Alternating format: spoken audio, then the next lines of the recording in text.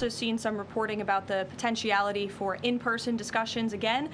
Those discussions are being had, but nothing is official until you hear it from us here at the White House. But we feel good about the prospects of a deal. It's obviously in the best interest of Iran to meet the president's demands. I think he's made his red lines in these negotiations very clear to the other side, and so we are continuing to see how these conversations go.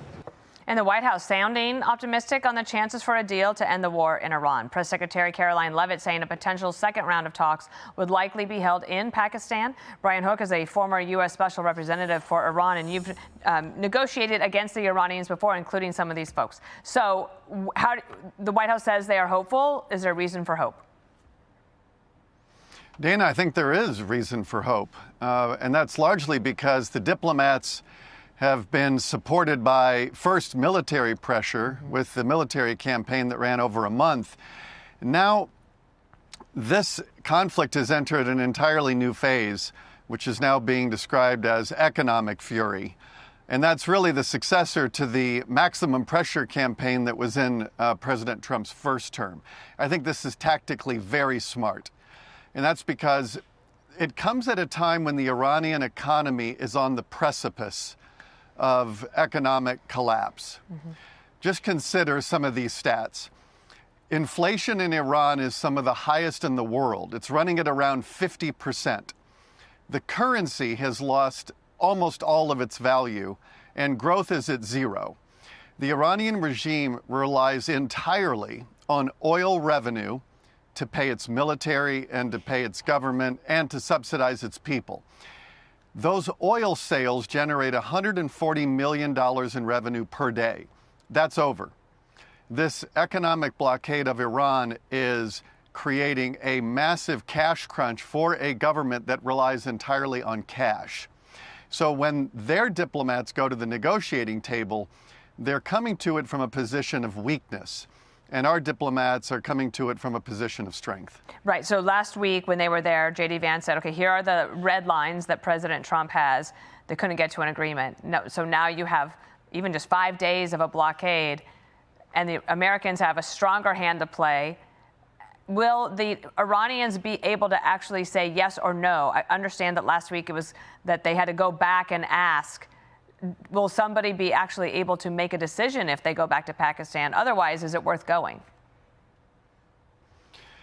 Well, I think it's only worth going to Pakistan if it's very clear that the Iranians are willing to come to Islamabad to get serious about our red lines, which General Kane earlier talked about. I completely agree with his analysis on this.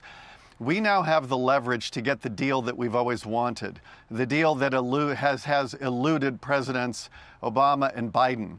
This is a historic opportunity, and I think President Trump has the leverage to get the deal around no enrichment, no centrifuges, no more of these long-range missiles. You have to stop funding proxies like Hezbollah in Lebanon and Hamas, and all of these proxies that have killed so many Americans over so many decades. So I think the Iranian regime is likely to make some concessions. They just need to be the concessions that honor our red lines. And I think it's a very good sign that during this ceasefire, while we have been opening the Strait of Hormuz, that the Iranian regime has not attacked any of our ships.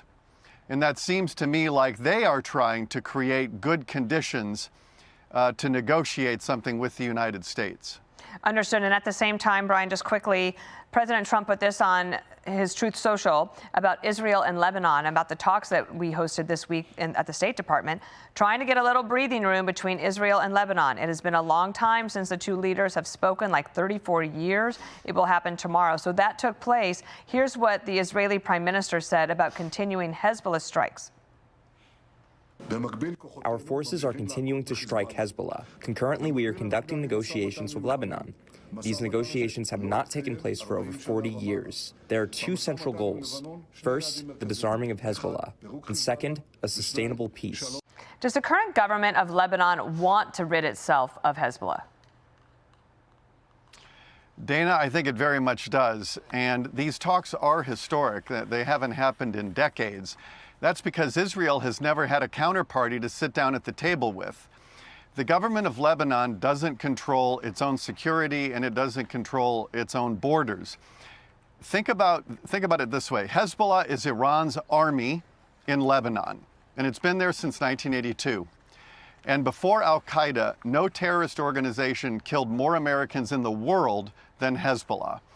Now that Israel has massively crippled Hezbollah, it has expanded the space for the Lebanese government to take control over its own country.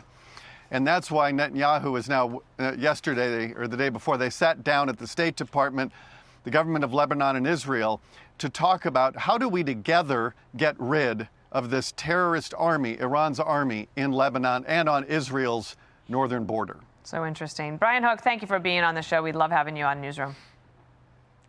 Thanks, Dana. Be sure to like and subscribe for all the Fox News latest on YouTube and catch full shows streaming now on Fox One.